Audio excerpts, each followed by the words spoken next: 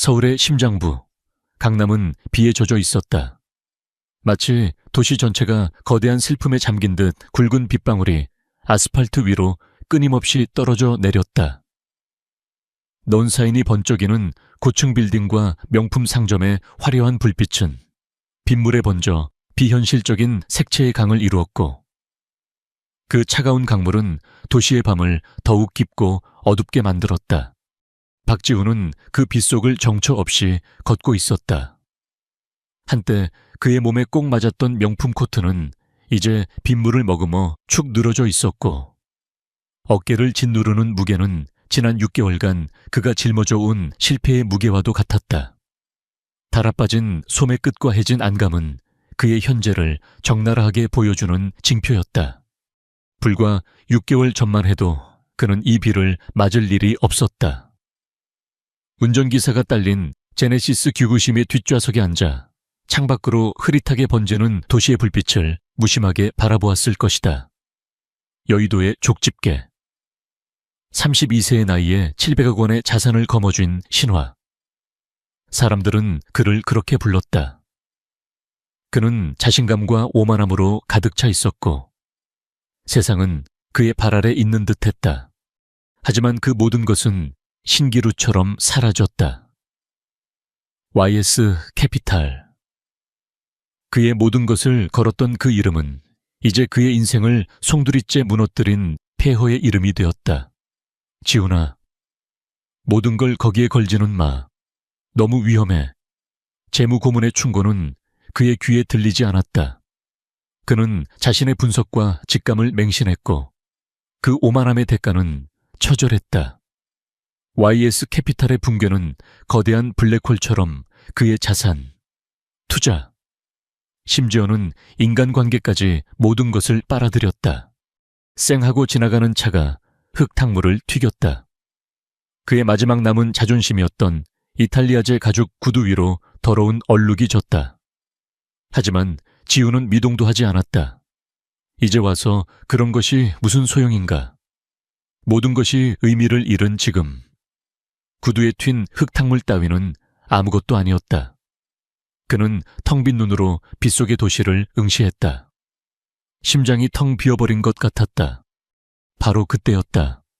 화려한 레스토랑과 그의 전 재산보다 비싼 옷들이 진열된 부티크 사이, 좁고 어두운 골목 안에서 흐느끼는 소리가 희미하게 들려왔다.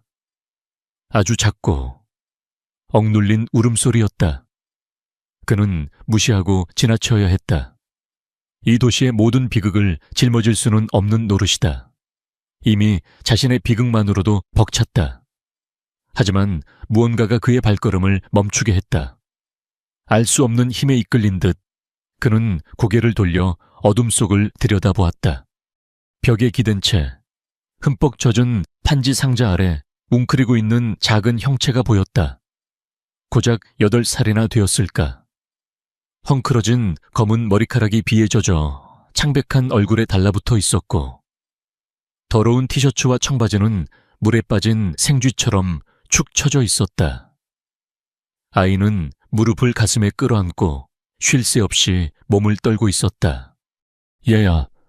지훈이 부드럽게 말을 건네며 골목 안으로 한 걸음 들어섰다. 아이의 고개가 번쩍 들렸다. 그 순간 지훈은 평생 본 적 없는 가장 놀라운 녹색 눈동자와 마주쳤다. 그 눈은 아이의 것이라고는 믿을 수 없을 만큼 경계심과 지성, 그리고 깊은 피로감으로 가득 차 있었다. 세상을 다 살아본 노인의 눈빛이었다. 가요. 아이는 떨리는 몸과는 대조적으로 놀랍도록 단단한 목소리로 말했다. 도움 필요 없어요. 지훈은 정중한 거리를 유지하며 아이 앞에 쭈그려 앉았다. 비가 이렇게 쏟아지는데. 가끔은 누구에게나 도움이 필요할 때가 있는 법이야. 모르는 사람한테는 아니에요. 아이는 의심 가득한 눈초리로 그를 쏘아보며 쏘아붙였다. 나는 박지훈이야. 지훈은 부드럽게 미소 지으며 말했다. 이제 우린 모르는 사이가 아니네. 아이는 미소를 돌려주지 않았다. 그런 식으로 되는 거 아니에요. 내 말이 맞아. 지훈은 진지하게 고개를 끄덕였다. 똑똑한 아이였다. 갈 곳은 있니 부모님이나 내가 전화해줄 사람이라도 아이의 얼굴에 무언가 스쳐 지나갔다. 고통. 하지만 그것은 순식간에 감춰졌다. 없어요. 아무도. 지훈은 망설였다. 이성적으로는 사회복지기관에 연락하는 것이 맞았다. 하지만 아이의 그 강렬한 녹색 눈동자 속에서 그는 자존심을 보았다. 최근 몇 달간 그가 질리도록 받아온 동정의 시선에 대한 반감과도 같은 것이었다. 저기 레스토랑에서 뭐 좀 사올게. 그가 옆 가게를 가리키며 말했다. 내가 나올 때까지 여기 있으면 너도 좀 먹을래. 아이는 대답하지 않았다. 하지만 도망치지도 않았다.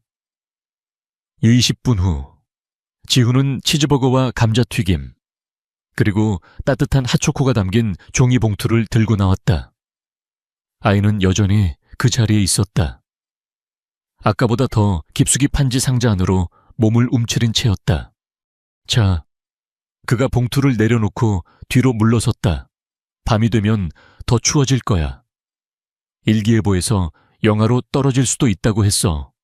아이는 종이 봉투와 지훈을 번갈아 쳐다보았다. 작은 얼굴 위로 굶주림과 의심이 싸우고 있었다. 이름이 뭐니? 지훈이 물었다. 빗소리만이 정적을 채우는 가운데 긴 침묵이 흘렀다. 서연, 김서연이에요. 마침내 아이가 속삭였다.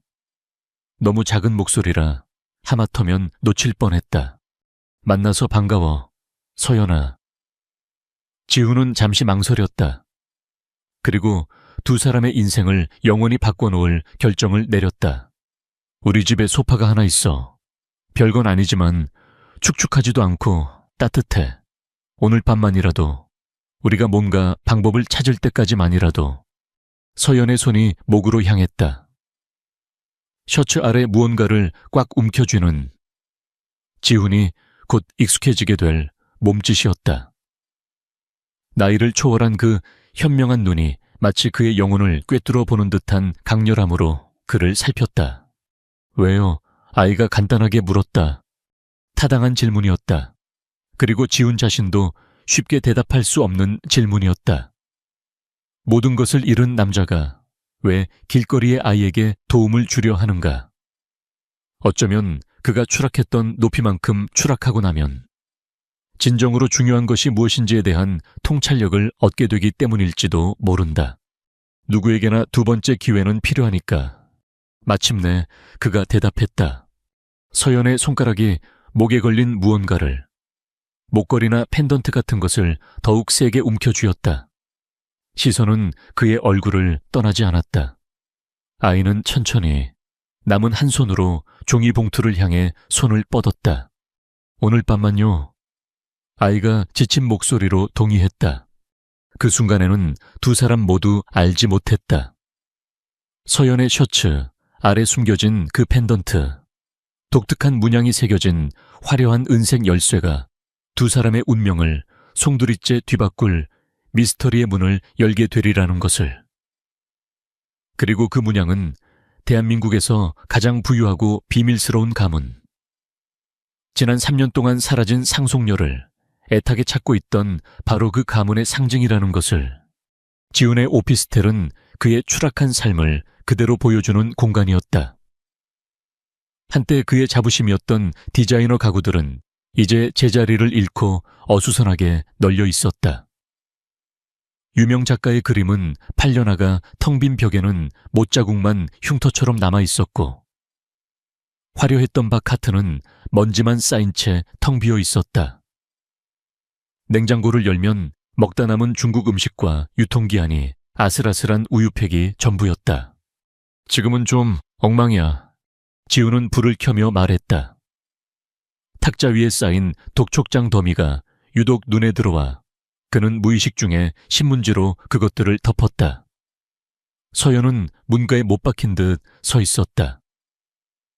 작은 배낭을 가슴에 꼭 끌어안은 채 마치 탈출로를 확인하는 동물처럼 재빨리 방 안을 훑어보았다.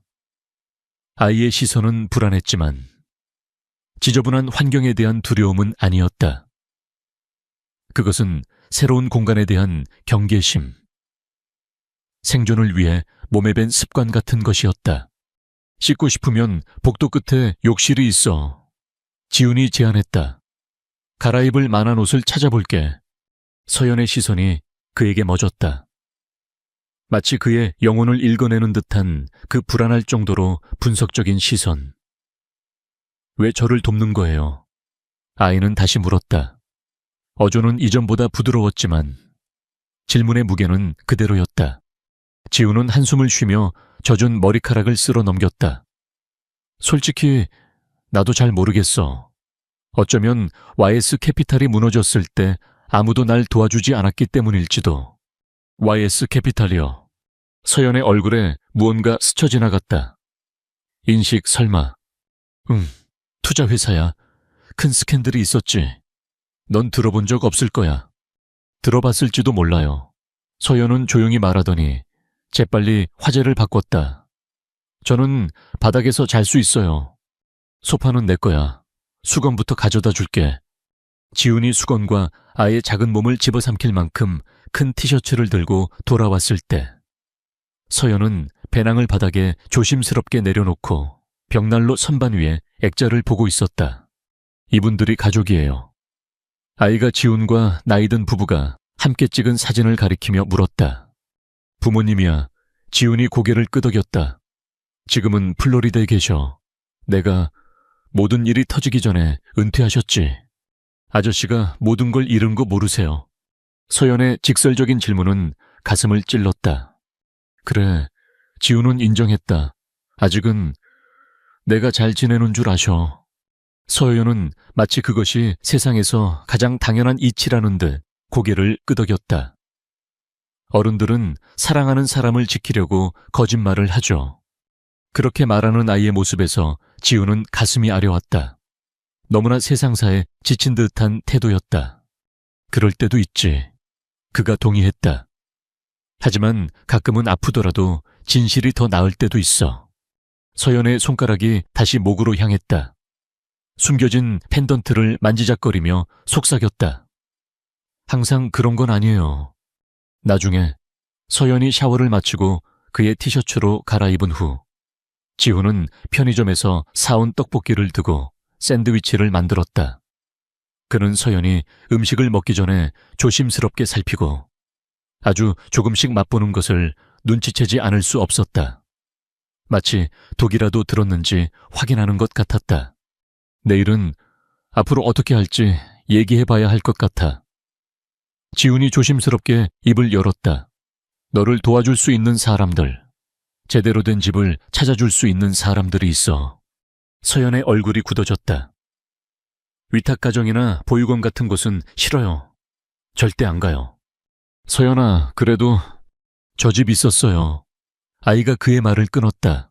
목소리가 미세하게 갈라졌다. 거기로 돌아갈 수는 없어요. 왜? 아이는 컵을 내려놓았다. 그 비범한 녹색 눈동자가 갑자기 깊은 그림자로 가득 찼다. 거기 가면 그 사람들이 저도 죽일 테니까. 지훈은 그 폭탄 같은 말을 미처 소화하기도 전에 서연이 소파 위에 몸을 웅크리고 그에게 등을 돌리는 것을 보았다. 대화는 명백히 끊었다. 그날 밤 지훈은 침대에 누워 잠을 이룰 수 없었다. 서연의 말을 머릿속에서 수없이 되감았다. 이 아이는 대체 누구인가, 무엇을 보았는가, 무엇으로부터 도망치고 있는가. 차가운 이성이 속삭였다. 위험한 일에 휘말리고 있다. 당장 경찰에 신고해야 한다. 하지만 빗속에서 떨고 있던 아이의 모습, 그의 영혼을 꿰뚫어 보던 녹색 눈동자, 그리고 이제 그의 소파에서 불안하게 잠들어 있을 작은 몸이 그의 발목을 잡았다. 모든 것을 잃었을 때 그는 세상에 혼자 남겨졌다고 생각했다. 그런데 지금 그는 혼자가 아니었다. 그에게는 지켜야 할, 혹은 적어도 외면할 수 없는 존재가 생겼다. 지훈은 천장을 바라보며 쓴웃음을 지었다. 자신의 앞가림도 못하는 처지에 그는 이제 한 아이의 운명까지 짊어지게 된 것이다. 아이의 마지막 말이 어둠 속에서 메아리 쳤다. 그 사람들이 저도 죽일 테니까. 그 말은 단순한 아이의 투정이 아니었다. 그것은 뼈에 사무친 공포에서 비롯된 서늘하고 무거운 진실의 조각이었다. 새벽 2시. 도시는 잠들었지만 지우는 깨어 있었다. 거실 소파에서 들려오는 아이의 뒤척이는 소리가 그의 신경을 곤두세웠다. 그는 침대에서 일어나 조용히 거실로 나갔다. 희미한 가로등 불빛 아래 서연은 담요를 걷어찬 채 식은땀을 흘리며 잠들어 있었다. 작은 입술이 무언가 알아들을 수 없는 말을 중얼거렸다. 그는 아이가 깨지 않도록 조심스럽게 담요를 다시 덮어주었다. 그 순간이었다. 안 돼. 제발. 아이가 잠꼬대를 하기 시작했다. 처음에는 작은 칭걸거림이었지만 점점 더 절박해졌다. 아니야, 싫어. 주태혜식, 제발 그분들처럼 하지는 마세요. 날카로운 비명이 어둠을 갈랐다. 아이의 작은 몸이 경련을 일으키며 격렬하게 몸부림쳤다. 공포에 질린 외침이었다. 지우는 즉시 아이에게 달려가 어깨를 부드럽게 흔들었다. 서연아, 괜찮아. 꿈이야. 괜찮아. 내가 여기 있어. 아이의 눈이 번쩍 뜨였다. 야생동물처럼 공황에 가득 찬 눈이었다. 한순간 아이는 그를 알아보지 못하는 듯했다. 눈동자가 초점 없이 흔들리다 이내 그의 얼굴에 고정되었다. 그리고 공포와 혼란 속에서 아이는 모든 것을 바꿔놓을 이름을 속삭였다. 요진, 내 진짜 이름은 한유진이에요. 아침이 밝았을 때 아이는 마치 지난밤의 일은 전혀 없었다는 듯 행동했다. 지훈이 준비한 시리얼을 먹는 아이는 이제 서연이 아닌 유진으로 보였다. 가르치지 않았음에도 불구하고 본능적으로 몸에 밴 듯한 완벽한 자세로 식탁 의자에 앉아 있었다. 저기, 지훈이 조심스럽게 입을 열었다. 어젯밤에 네가 한 말인데 악몽을 꿨어요. 유진이 딱 잘라 말을 막았다. 저는 악몽을 꾸면 이상한 말을 해요. 지훈은 아이의 얼굴을 살폈다. 어린 나이에도 불구하고 아이는 능숙한 거짓말쟁이였다. 하지만 눈은 아이를 배신했다. 거짓을 말할 때마다 시선이 미세하게 흔들렸다. 알았어. 그는 더 이상 밀어붙이지 않기로 했다. 하지만 우린 여전히 앞으로 어떻게 할지 결정해야 해. 사회복지 쪽에서 일하는 친구가 있는데 아마 쨍그랑. 유진의 숟가락이 그릇에 부딪히며 날카로운 소리를 냈다. 말했잖아요. 공무원은 안 된다고. 그들이 저를 다시 돌려보낼 거예요. 어디로 돌아간다는 거야? 유진아, 네가 말한 그 삼촌한테. 유진은 숟가락을 쥔 손이 하얗게 질리도록 힘을 주었다. 이 얘긴 안 할래요. 똑똑. 그때 현관문을 두드리는 소리가 났다. 두 사람 모두 깜짝 놀라 뛰었다. 지우는 조심스럽게 다가가 현관문 렌즈로 밖을 내다보았다. 이은지였다. 시의 아동복지과에서 일하는 그의 대학 친구. 미리 연락도 없이 미안. 문을 열자 은지가 말했다. 그녀의 눈은 곧장 실내 상황을 빠르게 훑었다. 헝클어진 옷차림의 지훈, 그리고 주방 식탁에 앉아있는 작은 여자아이. 어려움에 처한 아이가 있다고 메시지를 3번이나 남겼잖아. 유진이 지훈에게 던지는 배신감 가득한 시선에 그는 움찔했다. 네가 생각하는 그런 게 아니야. 그는 은지에게 재빨리 말했다. 어젯밤 길에서 발견했어. 비가 너무 많이 와서 그냥 내버려 둘 수가 없었어. 은지의 직업적인 태도가 약간 부드러워졌다. 물론 그랬겠지. 하지만 지훈아, 아이를 그냥 데려올 수는 없어. 절차가 있고 법이 있어. 알아. 그래서 911 대신 너한테 전화한 거야. 지훈이 목소리를 낮췄다. 아무래셔도 위험한 사람에게서 도망치는 것 같아. 두 사람이 현관에서 속삭이는 동안 유진은 조용히 의자에서 내려와 창가로 움직였다. 갑자기 아이의 몸이 뻣뻣하게 굳었다. 아이는 벽에 몸을 바싹 붙였다. 유진아, 왜 그래? 지훈이 아이의 불안한 기색을 알아차리고 물었다. 길 건너에 남자가 있어요. 아이가 속삭였다. 계속 우리 건물을 보고 있어요. 지훈과 은지는 창가로 다가갔다. 아래를 내려다보니 검은 세단 옆에 키가 큰 남자가 서 있었다. 잘 다려진 검은 정장, 반짝이는 구두, 그리고 손에 든 검은 우산. 남자는 지훈의 건물에 시선을 고정한 채 미동도 하지 않았다. 마치 조각상 같았다. 아는 사람이니 은지가 물었다. 유진이 창백해진 얼굴로 고개를 끄덕였다. 우리 삼촌 밑에서 일하는 사람이에요. 은지는 유진과 지훈을 번갈아 쳐다보았다. 그녀의 표정이 심각해졌다. 지훈아, 너 대체 무슨 일에 휘말린 거야?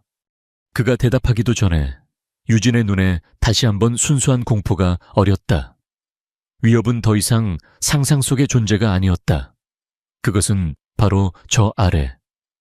차가운 아침 비를 맞으며 그들을 예리하게 관찰하고 있었다. 마치 거미줄에 걸린 나비를 바라보는 거미처럼 길 건너편의 남자는 움직이지 않았다. 그는 그저 존재했다. 검은 정장, 검은 우산, 검은 세단, 그 모든 것이 회색빛 아침 풍경 속에서 불길한 섬처럼 떠 있었다. 그 남자의 시선은 보이지 않았지만 지훈은 그것이 창문을 꿰뚫고 자신들을 향하고 있음을 피부로 느낄 수 있었다. 방 안의 공기는 납처럼 무거워졌다. 저 아이를 보호시설로 데려가야 해. 은지가 마침내 입을 열었다. 그녀의 목소리는 낮고 단호했지만 미세한 떨림이 섞여 있었다. 그녀 역시 창밖의 위협을 인지하고 있었다. 저 남자가 누구든 아이가 위험에 처한 건 분명해. 공식적인 보호 절차를 밟아야만 우리가 도울 수 있어. 안 돼요. 유진이 외쳤다.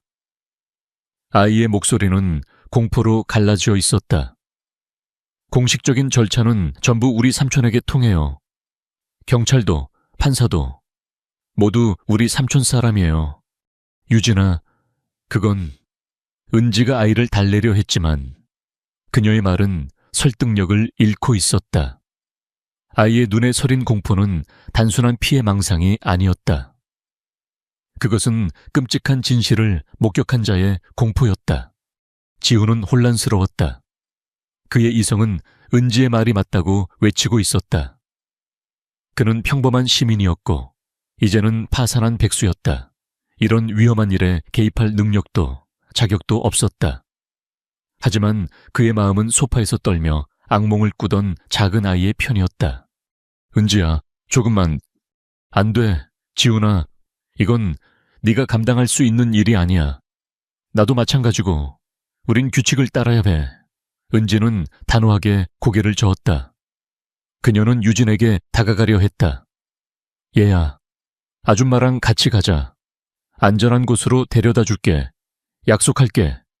바로 그 순간 유진은 결심한 듯 행동했다. 아이는 더 이상 말로는 이들을 설득할 수 없다는 것을 깨달은 것 같았다. 아이는 은지의 손길을 피해 자신의 낡은 배낭으로 달려갔다. 작은 손이 가방 안을 다급하게 뒤지더니 조심스럽게 접혀있던 무언가를 꺼내들었다. 구겨지고 빛이 바랜 신문 조각이었다. 유진은 은지 앞으로 다가와 떨리는 손으로 신문 조각을 내밀었다. 이게 저예요. 은지는 마지못해 그것을 받아들었다. 그녀의 눈이 헤드라인을 훑는 순간 그녀의 얼굴에서 핏기가 가셨다. 직업적인 평정심이 산산조각 나는 소리가 들리는 듯했다. 한성그룹 유일 상속녀, 3개월째 행방불명. 지훈은 은지의 어깨 너머로 기사를 보았다. 사진 속에는 지금보다 조금 더 어리고 값비싼 드레스를 입은 유진이 서 있었다. 머리는 단정하게 빗어 넘겼지만 얼굴에는 억지 미소만 걸려 있었다. 그리고 아이의 옆에는 차갑고 권위적인 표정의 중년 남자가 서 있었다. 사진 설명에는 그의 이름이 적혀 있었다. 한태식, 한성그룹 임시회장. 한성그룹. 그 이름을 모르는 한국인은 없었다.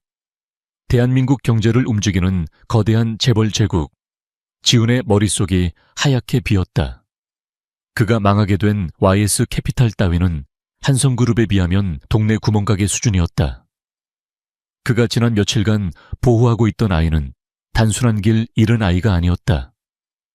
대한민국에서 가장 강력한 남자 중 한 명에게서 도망치고 있는, 나라 전체가 찾고 있는 실종자였다. 맙소사, 은지가 속삭였다. 그녀의 손이 가늘게 떨리고 있었다. 아동 복지 전문가로서 그녀가 다뤄온 어떤 사건과도 차원이 달랐다. 이것은 단순한 아동 유기가 아니었다. 거대한 음모의 중심이었다. 이제 아시겠어요. 유진이 눈물을 글썽이며 말했다. 제가 왜 도망쳐야 했는지, 왜 아무도 믿을 수 없는지. 삼촌은 저를 찾기 위해서라면 무슨 짓이든 할 거예요. 저를 찾으면 이번에는 절대로 놓치지 않을 거예요. 지우는 창밖을 다시 보았다. 길 건너의 남자는 여전히 그 자리에 있었다. 이제 그는 더 이상 평범한 남자로 보이지 않았다. 그는 거대한 제국의 눈이었고 그들의 숨통을 조여오는 올가미의 시작이었다. 은지는 깊은 갈등에 휩싸였다. 그녀의 모든 훈련과 규정은 지금 당장 아이를 데리고 이곳을 떠나 상부에 보고하라고 말하고 있었다. 하지만 그녀의 직감은 아이의 말이 진실이라고 비명을 지르고 있었다. 아이의 눈 속의 공포, 신문기사, 그리고 창밖에 저 불길한 남자. 이 모든 조각들이 끔찍한 그림을 완성하고 있었다. 그녀는 아이의 겁에 질린 얼굴과 파산했지만 어떻게든 아이를 지키려는 친구의 얼굴을 번갈아 보았다. 마침내 그녀는 자신의 경력 전체를 건 도박을 하기로 결정했다. 48시간. 은지가 낮은 목소리로 말했다. 딱 48시간을 주겠어. 그 안에 이 아이의 말이 사실이라는 증거를 찾아와. 아니면 내가 직접 이 아이를 데려갈 수밖에 없어. 그녀는 지훈의 눈을 똑바로 쳐다보았다. 이건 널 위해서이기도 하고 저 아이의 안전을 위해서이기도 해. 명심해. 지훈아, 시간은 이제 막 새기 시작했어.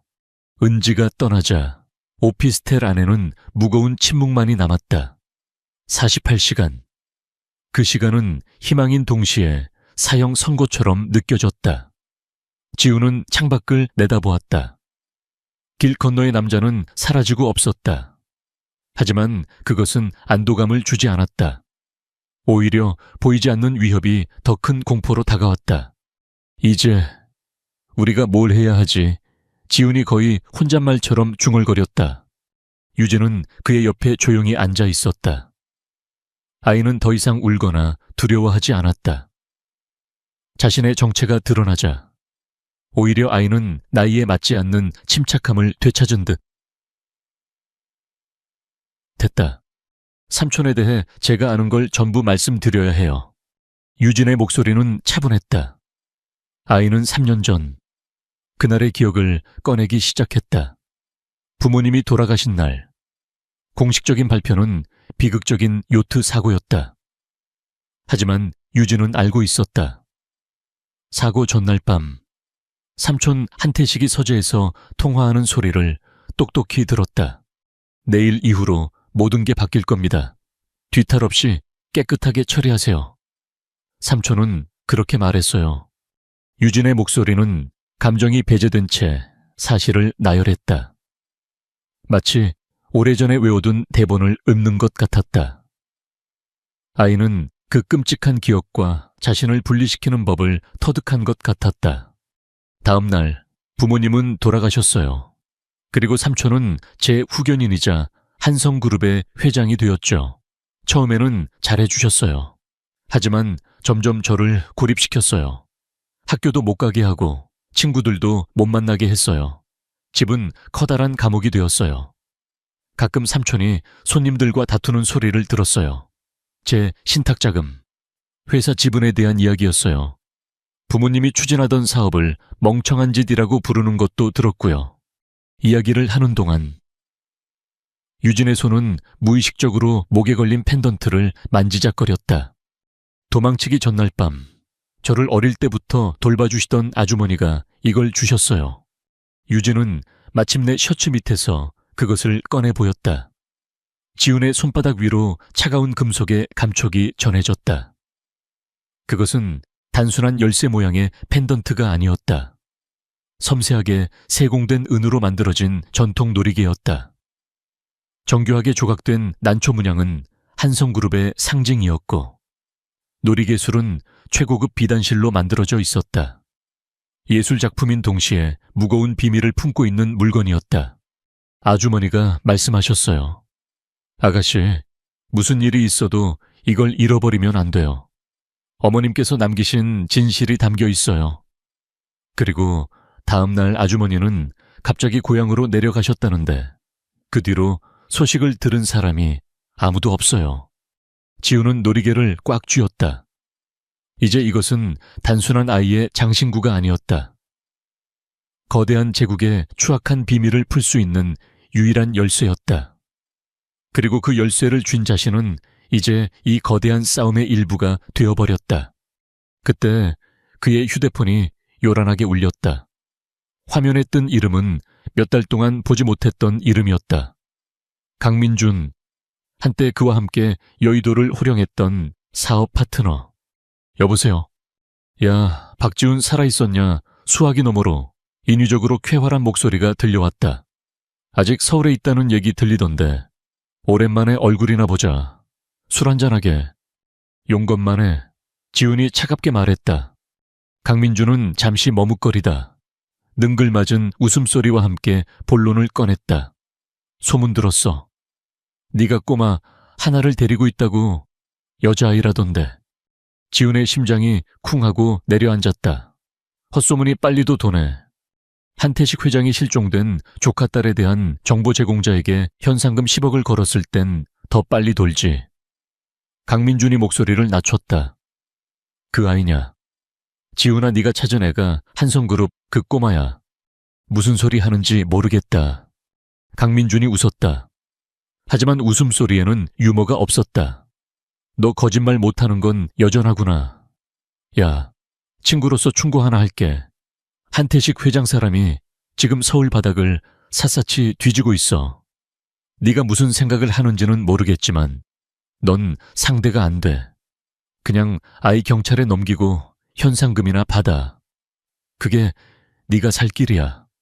그가 왜 그렇게까지 아이를 되찾으려 하는 건데 지훈은 묻지 않을 수 없었다.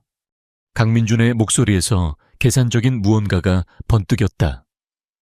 그 꼬마가 20살이 되면 한성그룹의 지배지분을 상속받게 돼. 약 30조 원 정도 될걸. 그때까지는 모든 걸 후견인이 관리하고 지금은 사랑하는 삼촌인 한태식 회장이지. 지우는 대답 없이 전화를 끊었다. 온몸에서 힘이 빠져나가는 기분이었다. 배신감과 역겨움이 치밀어 올랐다. 강민준의 전화는 단순한 안부 전화가 아니었다. 탐색전이었다. 그리고 그가 전화를 끊은 지 채 1분도 되지 않아 휴대폰이 다시 짧게 울렸다. 모르는 번호로부터 온 문자 메시지였다. 그 아이는 돈보다 가치가 크다. 목숨이 아까우면 당장 손 떼. 짧고 간결한 문장이었지만 그 안에는 서늘한 살기가 담겨 있었다. 지우는 휴대폰을 든 채 굳어버렸다. 이제 모든 것이 명확해졌다. 그들은 감시당하고 있었다. 창밖에 남자뿐만이 아니었다. 보이지 않는 거대한 거미줄이 사방에서 그들을 옥죄어 오고 있었다. 48시간. 그 시간 안에 이 거미줄을 끊어내지 못하면 그와 유진은 거미의 먹이가 될 운명이었다. 우리은행 강남 VIP 지점은 부와 권력의 요새처럼 서 있었다. 대리석 기둥과 반짝이는 유리벽은 평범한 사람들이 함부로 넘볼 수 없는 경계를 만들고 있었다. 지우는 옷장에서 가장 좋은 그러나 이제는 어딘가 낡아 보이는 정장을 꺼내 입었다. 유진 역시 그가 급하게 사준 단정한 원피스를 입고 있었다.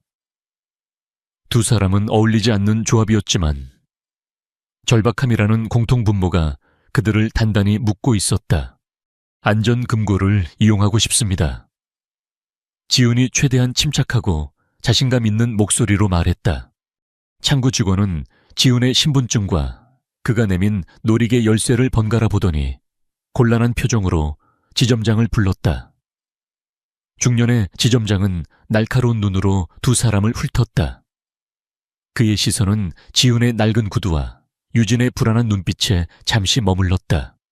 고객님, 죄송하지만 이 열쇠는 한성가 소유의 금고입니다. 저희 규정상 직계가족의 위임장이나 공식적인 법적 대리인의 동행 없이는 열어드릴 수 없습니다. 지점장의 목소리는 정중했지만 거절의 의사는 단호했다.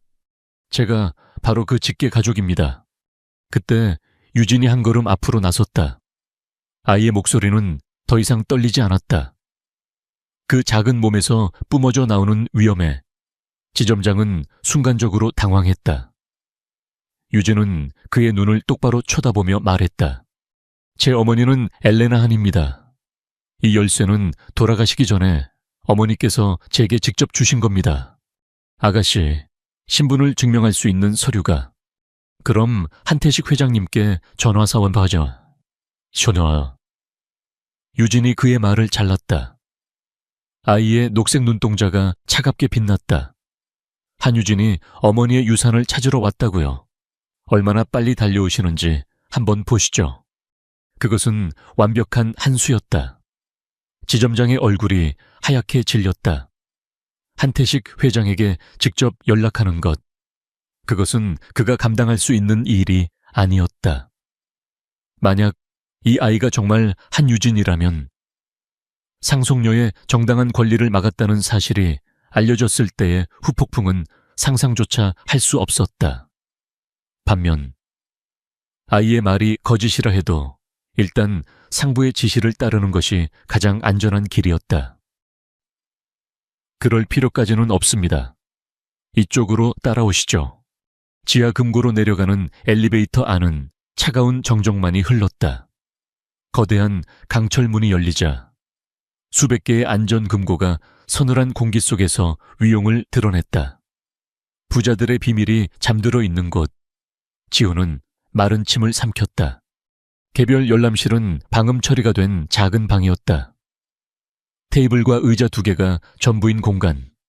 지점장이 자리를 비우자 유진은 떨리는 손으로 놀이가의 열쇠를 금고 문에 꽂았다. 찰칵하는 소리와 함께 3년 동안 굳게 닫혀있던 비밀의 문이 열렸다. 금고 안에는 3가지 물건이 들어있었다. 작은 USB 드라이브, 낡은 양피지에 봉인된 편지, 그리고 손가락만 한 크기의 녹음기였다. 엄마의 필체예요. 유진이 편지를 집어들며 속삭였다. 아이의 눈에 눈물이 고였다. 지훈은 아이가 편지를 읽을 수 있도록 조용히 자리를 비켜주며 USB를 자신의 태블릿 PC에 연결했다. 몇 개의 폴더가 나타났다. 금융기록, 사진, 그리고 보험이라는 이름의 동영상 파일 하나. 그는 심호흡을 하고 동영상 파일을 클릭했다. 화면에 한 여인이 나타났다. 유진의 녹색 눈을 그대로 닮은 지적이고 우아한 여인. 엘레나 한이었다. 그녀는 카메라를 똑바로 응시하며 차분한 목소리로 말했다. 당신이 이걸 보고 있다면 그건 한태식 전무가 우리에게 손을 썼다는 뜻이겠죠. 이 USB에 담긴 자료들은 그가 수년간 한성그룹의 자금을 횡령해온 증거예요. 나와 당신 아버지는 어젯밤 그와 대면했고 내일 이사회에 모든 것을 밝히려 했어요. 유진아, 만약 우리에게 무슨 일이 생긴다면 절대로 네 삼촌을 믿어서는 안 돼. 엘레나 한의 목소리가 잠시 떨렸다. 그는 단순한 횡령에 그치지 않았어. 그는 우리 그룹의 핵심 방산 기술을 경쟁국의 기업에 팔아넘기고 있었어. 국가를 배신한 행위야. 이 녹음기에는 그가 모든 것을 자백하는 내용이 담겨 있단다. 사랑한다. 우리 딸, 부디 안전해야 해. 영상이 끝나고 방 안에는 무거운 침묵만이 남았다. 지우는 할 말을 잃었다. 이것은 단순한 재산 다툼이나 살인 음모가 아니었다. 국가 안보를 뒤흔들 수 있는 거대한 반역이었다. 삼촌이 반역자였어요. 편지를 다 읽은 유진이 텅 빈 목소리로 말했다. 아이의 얼굴은 핏기 하나 없이 창백했다. 어머니의 편지는 영상의 내용을 모두 확인시켜 주었다. 그들은 이제 한태식을 무너뜨릴 수 있는 모든 것을 손에 쥐었다. 하지만 동시에 그들은 그에게 있어 반드시 제거해야만 하는 가장 위험한 존재가 되었다. 은행을 나서는 두 사람의 발걸음은 무거웠다. 그들은 알지 못했다. 메디슨 애비뉴의 화려한 거리, 맞은편 건물에서 망원 렌즈가 그들의 모습을 포착했다는 것을, 그리고 검은 세단 한 대가 조용히 시동을 걸고 그들의 뒤를 따르기 시작했다는 것을. 사냥이 본격적으로 시작되고 있었다. 오피스텔로 돌아온 두 사람은 문을 잠그고 나서야 겨우 숨을 돌렸다. 손에 쥔 증거는 청은망은처럼 무거웠다. 그것은 희망인 동시에 언제 터질지 모르는 시한폭탄이었다. 이제 어떻게 하죠? 유진이 물었다. 아이의 눈에는 두려움과 함께 새로운 종류의 결의가 서려 있었다. 어머니 편지에 언급된 분께 연락해야지. 지우는 결심을 굳혔다. 그는 태블릿으로 엘레나 한의 편지에 적혀있던 이름을 검색했다. 최지연 검사. 대검찰청 특수부 소속의 강직하기로 소문난 인물이었다. 지우는 그녀의 사무실 직통번호를 찾아 전화를 걸었다. 최지연 검사님 되십니까? 지우는 목소리가 떨리지 않도록 애썼다. 저는 박지훈이라고 합니다. 고 엘레나 한 여사님의 부탁으로 연락드렸습니다. 아주 중요하고 긴급한 사안입니다. 수화기 너머에서 잠시 침묵이 흘렀다. 엘레나. 그 친구의 이름이 어떻게 당신 입에서 나오죠? 최 검사의 목소리는 날카롭고 경계심이 가득했다. 전화로는 다 말씀드릴 수 없습니다. 그분께서 남기신 물건을 가지고 있습니다. 한성그룹, 그리고 한태식 회장에 관한 겁니다. 다시 한번 침묵이 흘렀다. 이번에는 더 길었다. 내일 아침 9시, 서초동 내 사무실로 오세요. 누구에게도 말하지 말고 혼자 오셔야 합니다. 전화를 끊자 지우는 안도의 한숨을 내쉬었다. 됐어. 내일 아침이면 모든 게 끝날 거야. 넌 안전해질 거야. 유진아. 그것은 섣부른 희망이었다. 바로 그 순간 그의 휴대폰이 미친 듯이 울리기 시작했다. 발신자는 이은지였다. 그의 심장이 쿵 하고 내려앉았다.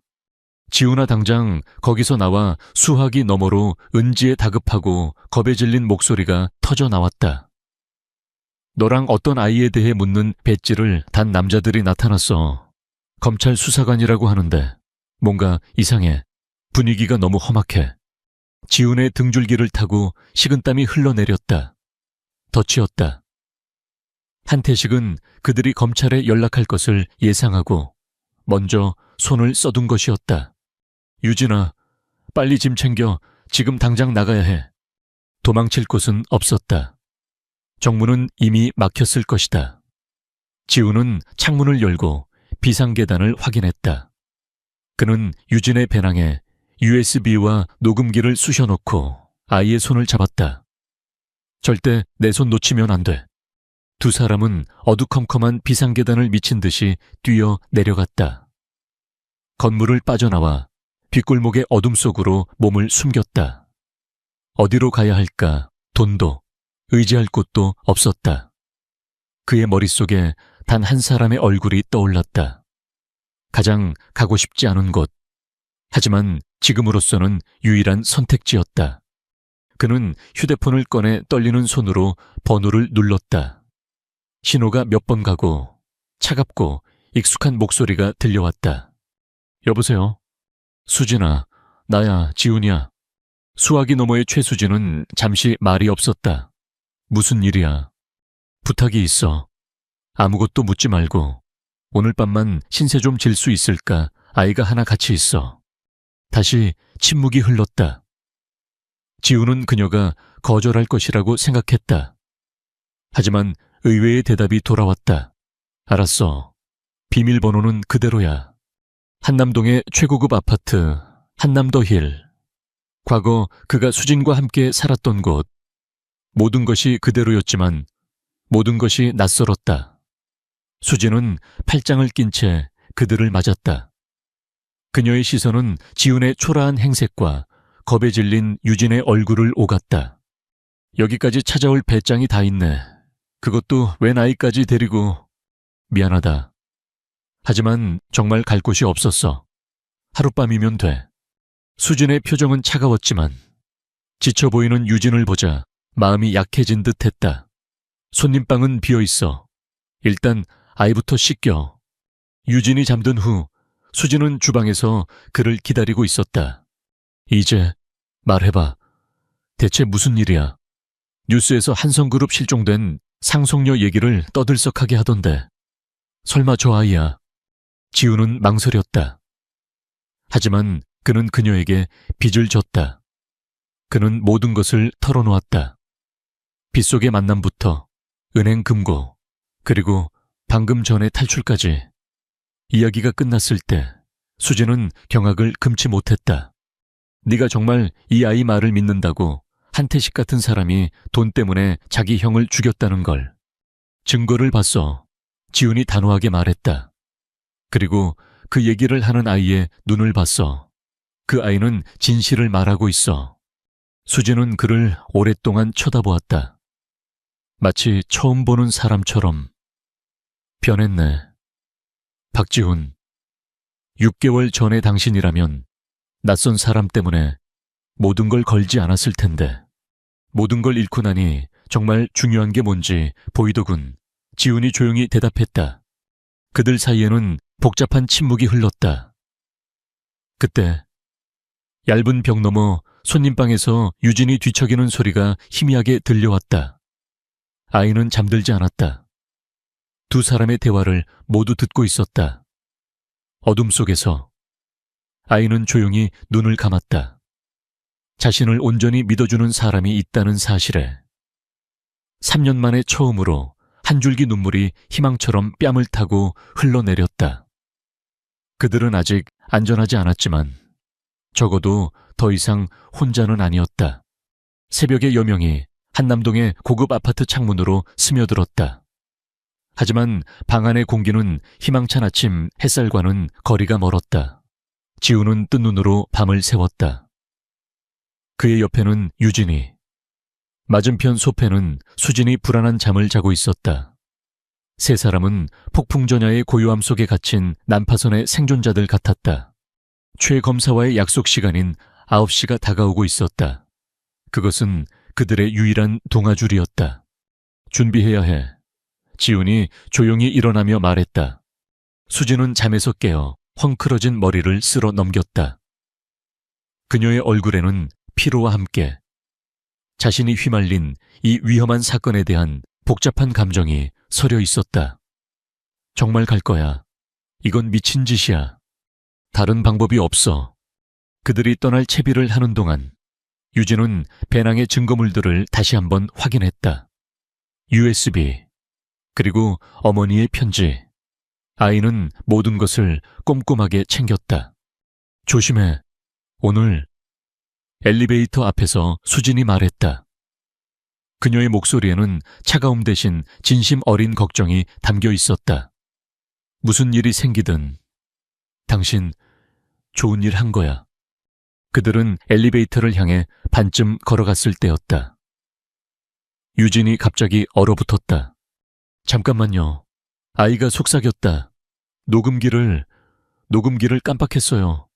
침대 옆 협탁에 있어요. 내가 가져올게. 지훈이 말했다. 수진이랑 여기서 기다려. 그는 아파트로 다시 달려갔다.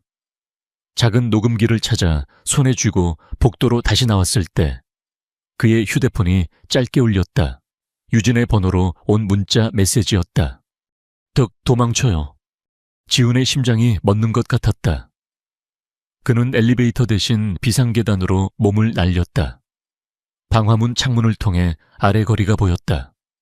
검은 SUV 차량, 그리고 그 안으로 강제로 밀어 넣어지는 수진의 모습. 유진은 어디에도 보이지 않았다. 그의 휴대폰이 다시 울렸다. 모르는 번호였다. 그는 불길한 예감에 휩싸여 전화를 받았다. 미스터 박. 뉴스방송에서 익히 들어왔던 교양 있지만 차가운 목소리가 들려왔다. 한태식이었다. 내 물건을 가지고 있다고 들었네. 증거와 내 조카 둘 다 말이야. 그녀를 다치게 하면 드라마틱하게 굴지 마. 유진이는 가족이야. 난 그저 아이에게 최선인 것을 원할 뿐이지. 목소리가 단단해졌다. 하지만 증거는 다른 문제야. 정고까지 모든 걸 가지고 한성타워 옥상으로 와. 그렇지 않으면 당신 친구는 저녁 식사를 보지 못할 거야. 전화가 끊겼다. 지우는 벽에 등을 기댄 채 주저앉았다. 불가능한 선택의 무게가 그를 짓눌렀다. 수진을 구해야 했다. 하지만 증거를 넘기면 유진은 영원히 삼촌의 손아귀에 들어가게 될 것이다. 그때 휴대폰이 다시 울렸다. 이번에는 유진의 번호가 아닌 새로운 번호로 온 문자였다. 저예요. 도망쳤어요. 그들이 제 폰을 가져갔어요. 우리가 처음 만났던 곳에서 만나요. 서둘러요. 지우는 마지막 남은 힘을 쥐어짜 비상계단을 뛰어 내려갔다. 그가 처음 유진을 발견했던 강남의 지저분한 뒷골목.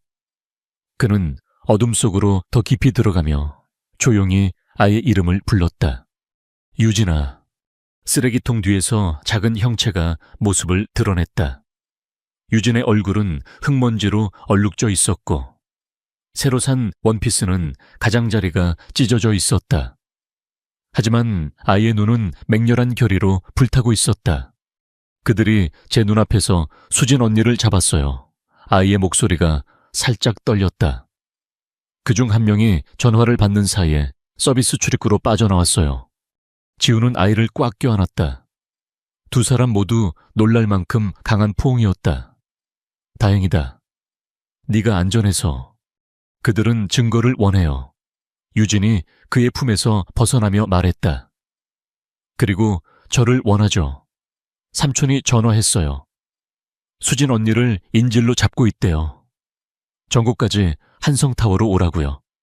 유진의 얼굴이 아이답지 않은 결의로 굳어졌다. 그럼 증거를 나눠야 해요. 무슨 소리야? 보험이요.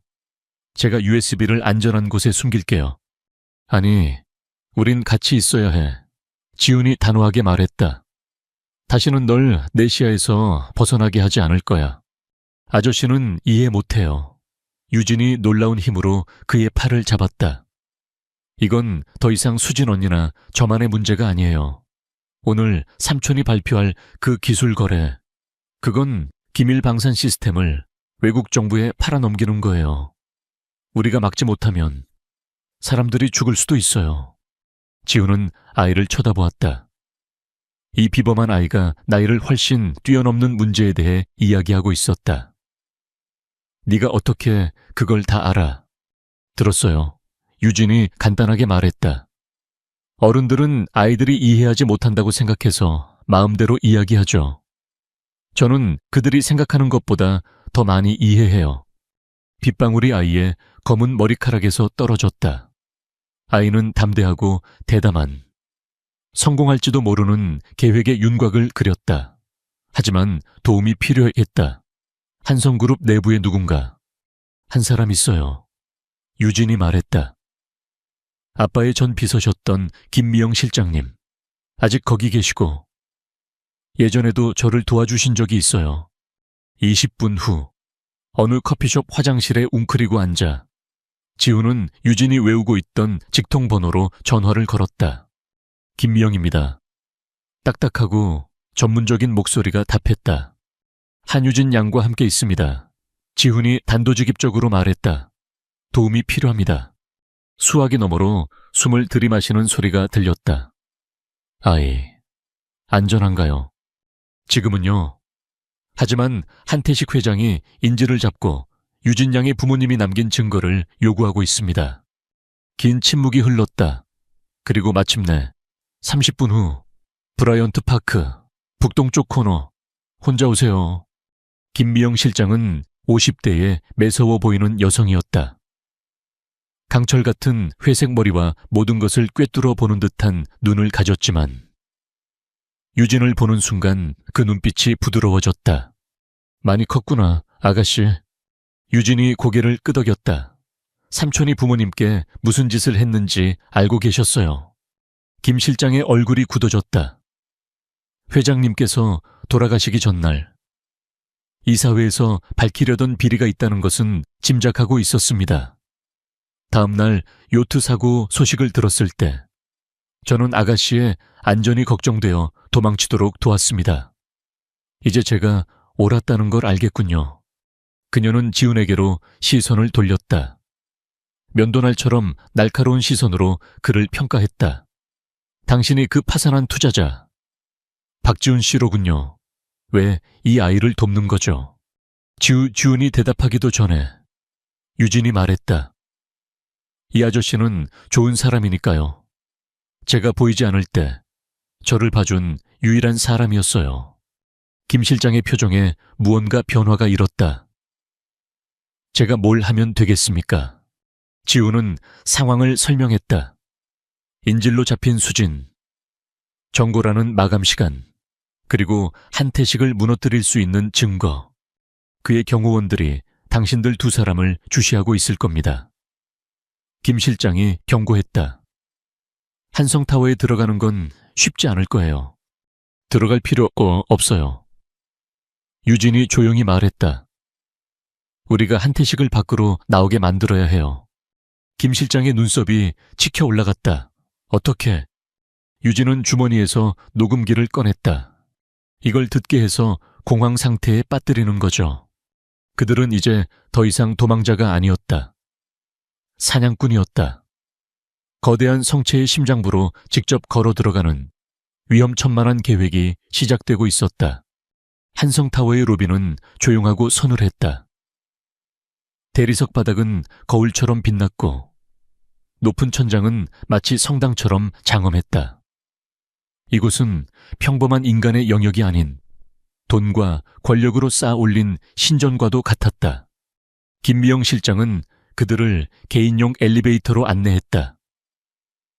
이 카드키는 임원 전용층으로 바로 연결됩니다.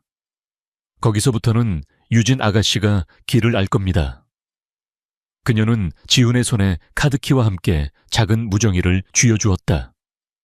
저는 당신의 FBI 요원에게 연락했습니다. 12시 30분에 영장을 가지고 도착할 겁니다. 그때까지 한태식을 붙잡아 두기만 하면 됩니다. 지훈의 위장이 뒤틀리는 것 같았다. 모든 것이 완벽한 타이밍과 자신이 무소불위의 존재라고 믿는 한태식의 오만함에 달려 있었다. 임원 전용층은 소름 끼칠 정도로 조용했다. 김 실장이 행정 직원들을 대상으로 긴급 소방훈련을 마련한 덕분이었다. 지훈은 텅 빈 비서 데스크를 지나 유진이 기다리고 있는 비품실을 찾았다. 준비됐니? 그가 속삭였다. 유진은 녹음기를 든 채 고개를 끄덕였다. 작은 얼굴은 창백했지만 결의에 차 있었다. 712호실. 그의 집무실 옆에 있는 작은 회의실이에요. 수진 언니는 경호원 2명과 함께 거기 있을 거예요. 어떻게 확신해? 삼촌이 비서에게 들키지 않고 저와 대화하고 싶을 때 항상 그곳으로 저를 데려갔어요. 유진의 얼굴에 그림자가 드리워졌다. 집무실과 연결되는 비밀문이 있어요. 아무도 모르게 드나들 수 있죠. 그들은 푹신한 카펫이 깔린 복도를 소리 없이 걸었다. 유진은 마치 익숙한 영역으로 돌아온 사람처럼 자신 있게 앞장섰다.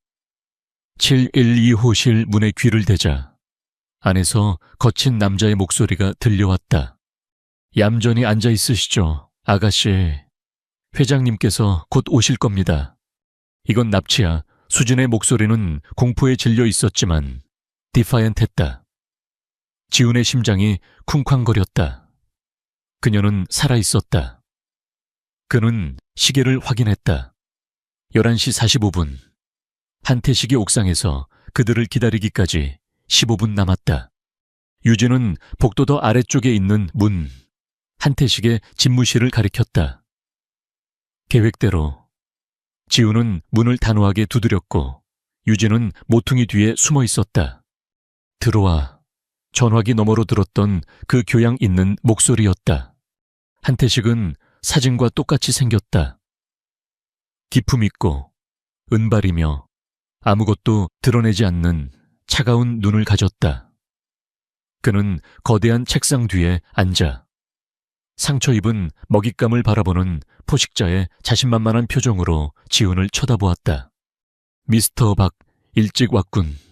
그의 시선이 지훈을 지나 뒤쪽을 훑었다. 혼자인가? 내 사랑하는 조카는 어디 있지? 안전합니다. 지훈이 대답했다. 그리고 앞으로도 그럴 거고요. 한태식의 미소는 눈까지 닿지 않았다. 모든 걸 잃은 남자치고는 배짱이 두둑하군. 말해봐. 그렇게 빨리, 그렇게 멀리 추락하는 기분이 어떤가? 아마 택시 배분 뒤에 당신이 느끼게 될 기분과 같겠죠. 지훈이 USB 드라이브를 꺼내며 받아쳤다. 모든 걸 가지고 있습니다. 횡령 기록, 해외 기술 유출 자료, 그리고 물론 당신이 형님의 살인을 계획하는 녹음 파일까지. 한태식의 표정은 변하지 않았지만 턱의 근육이 미세하게 경련했다. 상상력이 풍부하군. 하지만 결국엔 가출한 아이의 망상일 뿐이야. 어떤 법정도 그런 증거를 채택하지 않아. FBI는 다르게 생각할지도 모르죠. 최지연 검사는 우리가 찾은 것에 꽤 흥미를 보이더군요. 처음으로 한태식의 얼굴에 불확실성이 스쳐 지나갔다. 최지연이라고. 그 여자. 지훈은 고개를 끄덕이며 우위를 점했다. 엘레나 한 여사님의 대학 친구더군요. 계속 연락하고 지낸 모양입니다. 한태식은 벌떡 일어섰다. 장난은 끝났어. 유진이는 어디 있지? 그 나머지 소위 증거라는 건 어디 있나? 수진, 씨를 먼저 풀어주시오. 한태식은 책상 위에 버튼을 눌렀다. 최수진 씨를 내 집무실로 데려와. 다음 순간 모든 것이 끔찍한 속도로 펼쳐졌다. 701 2호실과 연결된 문이 열리고 2명의 건장한 경호원에게 떠밀려 수진이 방 안으로 들어왔다. 바로 그 순간 유진이 정문으로 미끄러지듯 들어왔다. 삼촌. 유진의 목소리는 떨렸지만 흔들림은 없었다. 이제 끝났어요. 유진아, 이리 오너라. 이 사람들이 내 머릿속에 끔찍한 거짓말을 채워 넣었구나. 유진은 물러서지 않았다. 그만하세요. 전 그날 밤 삼촌의 말을 들었어요. 녹음 파일도 가지고 있고요. 무세운 녹음. 한태식이 경호원들을 향해 비웃었다. 저들이 저 아이를 어떻게 조종했는지 보이나? 유진은 장치에서 재생 버튼을 눌렀다. 한태식의 목소리가 방을 가득 채웠다. 찰스와 엘레나는 짐이 되었어. 요트 정비는 지시대로 소홀히 처리됐고 내일 이후로 유진이의 신탁자금은 내가 직접 관리하게 될 거야. 한태식의 얼굴에서 핏기가 가셨다. 조작된 거야. 가짜라고. FBI는 그렇게 생각 안 할 겁니다. 지훈이 말했다. 이사회도 당신이 몇 년 동안 회사 돈을 어떻게 빼돌렸는지 보여주는 재무 기록을 보면 마찬가지일 거고요. 한태식의 가면이 완전히 벗겨져 그 아래에 차가운 분노가 드러났다. 그 장치 이리 내놔. 수진, 씨를 먼저 보내시오. 지훈이 고집했다.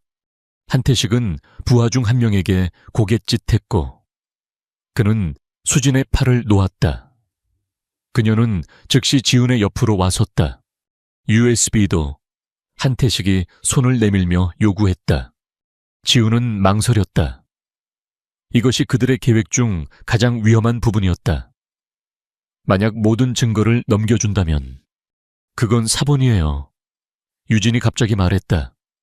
원본은 이미 최 검사님께 있어요. 지금 이리로 오고 계시고요. 허풍이었다. 하지만 한태식은 알 수 없었다. 그의 눈이 창문으로 향했다. 계산하고 있었다. 거짓말. 그가 말했다. 하지만 그의 목소리에는 불확실성이 스며들어 있었다. 휴대폰을 확인해 보시죠. 지훈이 제안했다. FBI 내 당신 정보원에게 전화해서 오늘 아침 최지연 검사가 영장을 신청했는지 물어보세요. 한태식은 책상에서 휴대폰을 낚아채 화면 위로 손가락을 날렸다. 그가 무엇을 읽었는지는 모르지만 그의 얼굴에서 남은 핏기마저 사라졌다. 헬기 준비시켜 지금 당장. 그가 경호원들에게 소리쳤다. 부하들이 망설이며 한태식과 유진을 번갈아 보았다. 회장님, 기자회견은 어떡합니까? 취비소에 움직여. 부하들이 서둘러 나가자. 한태식은 다시 유진에게로 몸을 돌렸다. 그의 표정은 계산적이었다. 넌 나랑 같이 간다. 아니, 그렇지 않아. 지훈이 아이를 보호하듯 앞으로 나섰다. 한태식은 책상 서랍에서 권총을 꺼냈다. 물어본 게 아니야. 수진이 숨을 헛들이 마셨다. 지훈은 심장이 멎는 것 같았지만 유진을 자기 뒤로 밀었다. 그들은 많은 시나리오를 예상했지만 이것은 아니었다. 생각해 한태식, 지훈이 목소리를 안정시키려 애썼다. 총으로 납치하는 거야. 절대 빠져나가지 못해. 난 이미 살인을 저지르고도 빠져나갔어. 한태식이 으르렁거렸다. 이건 아무것도 아니야. 바로 그때 문이 벌컥 열렸다. 한순간 지훈은 경호원들이 돌아왔다고 생각했다. 대신 김미영 실장이 눈을 동그랗게 뜬 채 서 있었다. 회장님, 지금 무슨 짓입니까? 그녀가 요구했다. 한태식의 총구가 흔들렸다. 상관없는 일이야. 김 실장, 빠져. 아이에게 총을 겨누고 있는데 어떻게 상관이 없습니까? 그녀는 방으로 들어와 지훈과 유진 옆에 섰다. 찰스 회장님과 사모님께서 당신을 믿으셨는데 어떻게 그분들을 배신할 수 있습니까? 그들이 날 배신했어. 한태식이 소리쳤다. 그의 평정심이 깨지고 있었다. 이 회사는 그들 것만큼이나 내 것이었어. 아니, 그 이상이었지. 정부 계약을 따내고 위험을 감수한 건 나였단 말이다.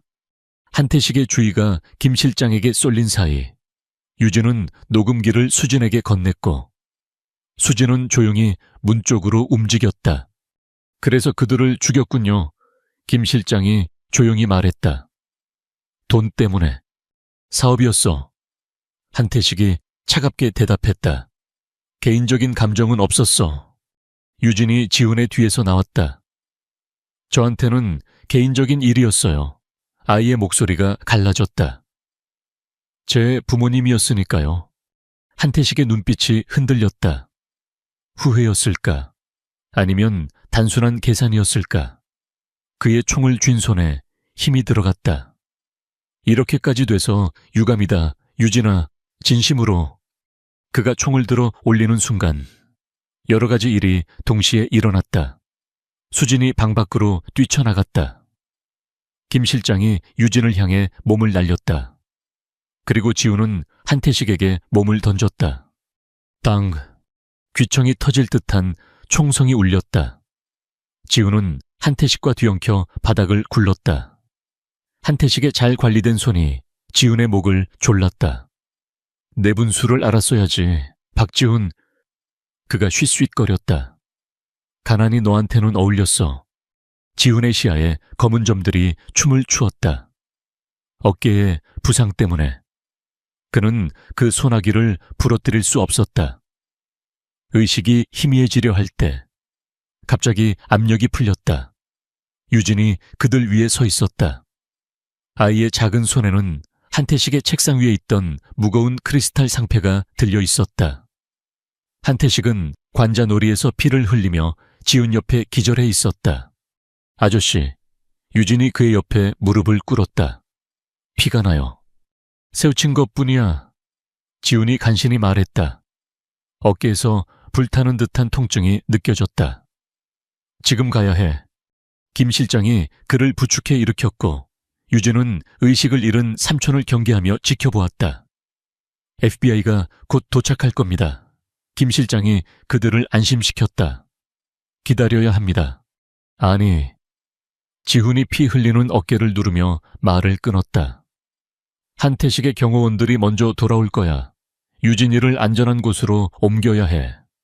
마치 그의 말을 소환이라도 한 듯 사무실 문이 활짝 열렸다. 지훈은 경호원들일 것이라 생각하며 몸을 긴장시켰다. 대신 최지연 검사가 무장한 FBI 요원 2명과 함께 서 있었다. 연방 요원입니다.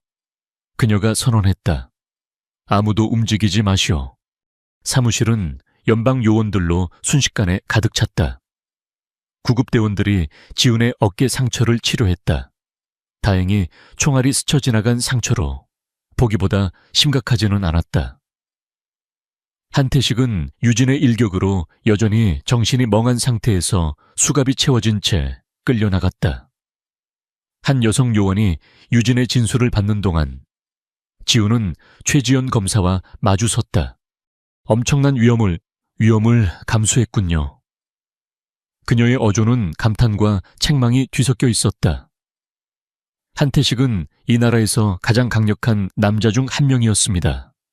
과거형이죠. 지훈이 상처를 치료하는 구급대원의 손길에 얼굴을 찡그리며 정정했다. 최 검사는 고개를 끄덕였다. 당신이 복구한 증거와 방금 전 그가 사실상 살인 미수를 자백한 녹음만으로도 그는 끝났습니다. 유진이는 이제 어떻게 됩니까? 지훈이 방 건너편의 아이를 보며 물었다. 그 모든 일을 겪고도 아이는 침착하고 당당한 자세로 앉아 조용히 질문에 답하고 있었다. 복잡한 문제입니다. 최 검사가 인정했다. 부모는 죽고 후견인은 그들의 살해 혐의로 체포되었으니 법원에서 유산 문제가 정리될 때까지 법정 후견인이 지정될 겁니다. 위탁 가정 말씀이군요. 지훈이 딱딱하게 말했다. 그럴 가능성이 높죠. 나중에 한성타워를 떠나며 이제 공식적으로 FBI의 보호구금 상태가 된 유진을 보면서 지훈은 예상치 못한 상실감과 씨름했다. 모든 것이 끝났다. 유진은 안전해졌다. 한태식은 정의의 심판을 받을 것이다. 그런데 왜 이렇게 가슴이 텅 빈 것 같을까? 안전가옥으로 간대요. 유진이 근처에 맴도는 요원을 의식하며 그에게 말했다. 최 검사님이 제가 삼촌에게 불리한 증언을 해야 한다고 했어요. 넌 잘 해낼 거야. 지훈이 억지로 미소를 지으며 아이를 안심시켰다. 내가 만나본 사람 중에 네가 가장 용감해. 한유진. 유진의 평정심이 마침내 무너졌다. 녹색 눈에 눈물이 가득 고였다. 다시 볼 수 있을까요? 지훈이 대답하기도 전에 최 검사가 다가왔다. 가야 해. 유진아. 유진은 대기 중인 SUV로 이끌려가다 갑자기 뿌리치고 지훈에게 달려와 그의 허리를 힘껏 껴안았다. 아무도 저를 보지 못할 때 저를 봐주셔서 감사해요. 아이가 속삭였다. 그리고 아이는 떠났다. 정부 차량 행렬에 휩쓸려 사라졌다. 지훈은 어깨의 통증과 상처와는 아무 상관없는 가슴의 공허함을 안고 보도 위에 홀로 남겨졌다. 시간이 흘렀다. 한태식의 재판은 대한민국을 뒤흔들었다. 그가 저지른 횡령, 배임, 기술 유출, 그리고 마침내 친형 부부의 살인교사 혐의까지. 언론은 연일 재벌가의 비극이라는 자극적인 헤드라인을 쏟아냈다. 김미영 실장과 법정에서 나이에 맞지 않는 침착함으로 삼촌의 범죄를 증언한 유진 덕분에 한태식은 종신형을 선고받았다. 재판이 끝난 며칠 후 지우는 법률사무소의 호화로운 접견실에 앉아 있었다. 법무법인 겨울의 박현주 변호사는 60대의 날카로운 눈을 가진 여성이었다. 박지훈 씨 와주셔서 감사합니다. 유진이는 괜찮습니까? 박 변호사의 얼굴에 희미한 미소가 스쳤다. 상황을 고려하면 잘 지내고 있습니다. 현재 법원이 지정한 후견인과 함께 안전한 곳에 머물고 있습니다. 그녀는 서류 폴더를 열었다. 엘레나 한 여사님의 유언장에는 특이한 조항이 하나 있었습니다. 본인과 남편이 모두 사망하고 한태식 씨가 후견인으로서 부적격하다고 판단될 경우 유언장은 금전적 고려보다 유진 양의 안녕을 이타적으로 염려하는 도덕적 품성의 소유자에게 후견인 직위를 맡기라고 명시하고 있습니다. 지우는 눈살을 찌푸렸다. 박 변호사는 앞으로 몸을 기울였다. 유진 양이 그 역할의 후보자로 박지훈 씨를 지명해달라고 요청했습니다. 지우는 자신이 잘못 들었다고 생각했다. 저를요, 저는 자격이 없습니다. 직업도 없고 살던 집에서도 쫓겨날 판입니다. 후견인의 자격은 부에 기반하지 않습니다. 박지훈 씨, 인격에 기반하죠. 당신은 보상에 대한 기대 없이 거의 알지도 못하는 아이를 보호하기 위해 목숨을 걸었습니다. 대부분의 사람들은 그러지 않죠. 1년 후 공원 벤치에 앉아 지우는 연못의 오리에게 빵 부스러기를 던져주는 유진을 바라보았다. 깔끔하게 정돈된 아이의 검은 머리카락이 햇빛을 받아 반짝였다. 아이의 웃음소리는 이제 더 자주 들렸지만 여전히 귀하고 소중했다. 법적 절차는 길고 지루했다. 억만장자 고아와 파산한 영웅이라는 타블로이드 신문의 헤드라인은 한동안 그들을 괴롭혔다. 하지만 시간은 모든 것을 제자리로 돌려놓았다. 그들은 유진의 신탁재산으로 마련된 조용하고 아늑한 타운하우스에서 안정을 찾았다. 지우는 아동 발달 및 심리 외상 회복에 관한 강좌를 수강하며 아빠 역할을 배우는 데 전념했다. 유진은 철저한 보안과 언론 접촉 금지 정책이 있는 사립학교에 다니기 시작했다. 누가 보고 있어요. 유진이 벤치로 돌아와 손에서 빵 부스러기를 털며 무심하게 말했다. 지우는 공원 입구에 있는 눈에 띄지 않는 경호팀을 향해 고개를 끄덕였다. 그들 말고 유진이 말했다. 저기 단풍나무 옆에 있는 여자요. 아파트에서 나올 때부터 우리를 따라왔어요. 지훈이 쳐다보니 익숙한 모습이 보였다. 최수진이었다. 그녀는 조심스럽게 다가왔다.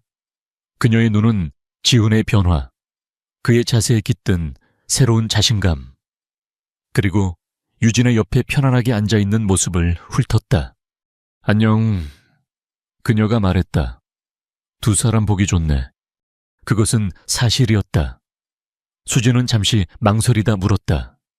내가 당신 돈이 떨어졌을 때 떠난 거 후회하냐고 물어볼 줄 알았는데. 사람들은 실수를 하죠. 유진이 수진의 눈을 똑바로 보며 말했다. 저희 엄마는 그 후에 어떻게 하느냐가 중요하다고 항상 말씀하셨어요. 수진은 눈을 빠르게 깜박였다. 그녀는 잠시 후 미팅이 있다며 자리를 떴다. 그녀가 떠난 후 유진이 물었다. 저 언니랑 다시 사귈 거예요. 지우는 아이의 직설적인 질문에 미소 지었다. 아니, 그 장은 이미 다쳤어. 유진은 안도하는 듯 보였다. 다행이다. 좋은 사람이긴 한데 아저씨를 제대로 보지는 못해요. 진짜 모습을요. 그날 저녁 지훈이 유진을 재우려 할 때 아이는 오랫동안 마음에 품고 있던 질문을 했다. 삼촌이 감옥에 가고 나면 제가 어른이 되면 한성그룹을 운영해야 하나요? 그건 전적으로 네 선택이야. 지훈이 말했다. 내 부모님의 유산은 네가 원하는 어떤 방식으로든 만들어갈 수 있어. 유진은 잠시 말이 없었다. 회사 이름을 바꾸는 것에 대해 생각해봤어요. 한성이라는 이름은 이제 기분이 좋지 않아요. 뭐라고 생각했는데 아이는 여전히 목에 걸고 있는 은색 열쇠를 만지작거렸다. 미래그룹은 어감이 좋은 것 같아요. 지훈의 목이 예기치 않게 메어왔다. 유진아, 굳이 그럴 필요는... 알아요. 아이가 그의 말을 끊었다. 하지만 그러고 싶어요. 이제 아저씨가 제 가족이니까요. 그 간단한 말. 모든 것을 잃은 후 다시는 들을 수 없을 것이라 생각했던 그 말은 지훈이 비어있다고 미처 깨닫지 못했던 그의 마음속 공간을 가득 채웠다. 어느덧 지훈이 비 내리는 골목에서 유진을 발견한 지 정확히 1년이 되는 날이었다. 그들은 법원 계단에 함께 서 있었다. 기분이 어때? 최 검사가 보안 장벽 뒤에서 질문을 외치는 기자들을 막으며 유진에게 물었다. 유진은 특유의 사려 깊음으로 그 질문을 곰곰이 생각했다. 이제야 그저 생존하는 대신 살기 시작할 수 있을 것 같아요. 그날 밤 지훈은 거실 창가에 앉아 도시의 불빛을 내다보는 유진을 발견했다. 은색 열쇠가 아이의 손바닥 위에서 등불빛을 받아 반짝였다. 이제 이건 필요 없어요. 아이가 그것을 들어 보이며 말했다. 금고는 비었고 진실은 밝혀졌으니까요. 지훈은 아이 옆에 앉았다. 그걸로 뭘 할 건데? 유진은 열쇠를 감싸 쥐었다. 간직할 거예요. 때로는 가장 소중한 것은 상자 안에 있는 것이 아니라 그 상자를 여는 것을 도와준 사람이라는 걸 기억하기 위해서요. 지훈은 아이의 지혜에 미소 지었다. 유진은 잠시 망설이다 말했다. 생각해봤는데 학교나 친구들 사이에서는 다시 서연이라고 불려도 괜찮을까요? 서연, 지훈은 놀랐다. 그건 네가 숨어 지낼 때 쓰던 이름인 줄 알았는데. 유진, 아니 서연이 고개를 저었다. 엄마가 저를 부르던 애칭이었어요. 제가 엄마의 작은 꽃이었으니까요. 아이는 갑자기 상처받기 쉬운 표정으로 그를 올려다보았다. 한유진은 모두가 무언가를 원하는 상속녀예요. 서연은 그냥 저예요. 그럼 서연이라고 하자. 지훈이 부드럽게 동의했다. 하지만 그거 아니, 네가 한유진이든 박서연이든 넌 내가 만나본 사람 중에 가장 용감하고 똑똑하고 비범한 사람이야. 서연은 그에게 기댔다. 그 모든 일을 겪었음에도 불구하고 다시 아이가 되었다. 사람들이 아직도 우리 얘기를 할까요? 백만장자와 거지 소녀 이야기요. 지훈은 아이의 어깨에 팔을 둘렀다. 아마도 사람들은 그런 이야기를 좋아하거든. 모두들 비웃었잖아. 내가 널 데려왔을 때. 그랬죠. 지훈이 인정했다. 다들 내가 미쳤다고 생각했어. 서연이 미소 지었다. 아이의 진지한 얼굴을 환하게 바꾸는 그 드물고 찬란한 미소였다. 이젠 안 웃네요. 밖에서는 서울의 스카이라인이 약속처럼 반짝였다. 안에서는 모든 것을 잃었던 한 남자와 평생 다 쓸 수 없는 것 이상을 상속받은 한 소녀가 어느 누구도 살 수 없는 단 한 가지를 찾았다. 가족. 그리고 지훈은 생각하고 싶었다. 어딘가에서 엘레나 한과 그녀의 남편은 그들의 딸이 마침내 집에 돌아온 것을 알며 평화롭게 잠들어 있을 것이라고.